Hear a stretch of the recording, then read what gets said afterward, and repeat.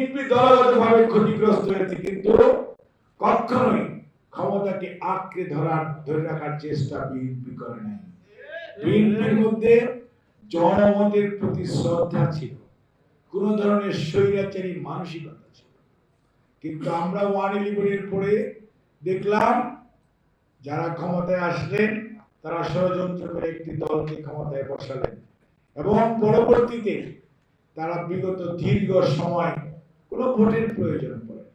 আপনি দেখেন কি একটি সমাজ এমন ছিল, ভোট কেন্দ্রে ভোটার নাই, তারপর নির্বাচন হয়ে যায় এবং তারা দেশ পরিচালনা করে।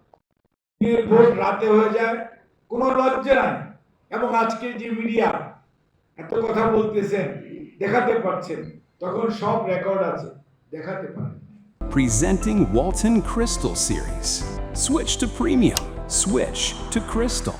কারণ দেশে এমন একটি শাসন ব্যবস্থা কায়েম করা হয়েছিল যে সাগরণীর বিচার আজও হয়নি, চার্জশিটটা দাখিল হয় নাই, 120 বারের বেশি এটি পিছিয়ে গেছে। অর্থাৎ মানুষের কণ্ঠ রোধ করা হয়েছে, মত প্রকাশের স্বাধীনতা এবং রাজনৈতিক স্বাধীনতা টোটালি টুটি চেপে ধরা হয়েছিল। এমন একটি অবস্থা 2024-এর 7 জানুয়ারির কথাই বলেন, সেই নির্বাচন এমন হলো যে কোনো প্রার্থী পাওয়া যায়। আর এই যে দুধ কলা দিয়ে যাদেরকে পুষলেন, যাদেরকে পালন করলেন, তারা কি শেষ বিচারে কাছে থাকতে পারলো? আপনাকে কোনো প্রোটেকশন দিল?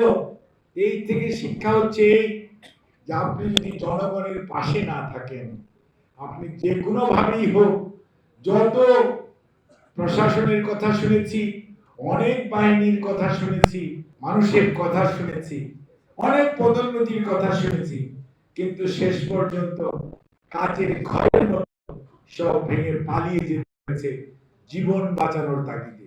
আর যারা মনে করেছিলেন ষড়যন্ত্র করে 2009-এর মতো ক্ষমতায় চলে যাবেন, সেই ভাইদেরও বহু কষ্ট হচ্ছে, কারণ তাদের ষড়যন্ত্র জনগণ ব্যর্থ করে দিয়েছে। কাজেই মনে রাখতে হবে, এই জন আকাঙ্ক্ষাকে, এই জনগণের যে ঐক্য, এই ঐক্যের মধ্যে ফাটল ধরানোর জন্য কেউ কেউ বিভিন্ন ভাবে চেষ্টা করতে পারেন।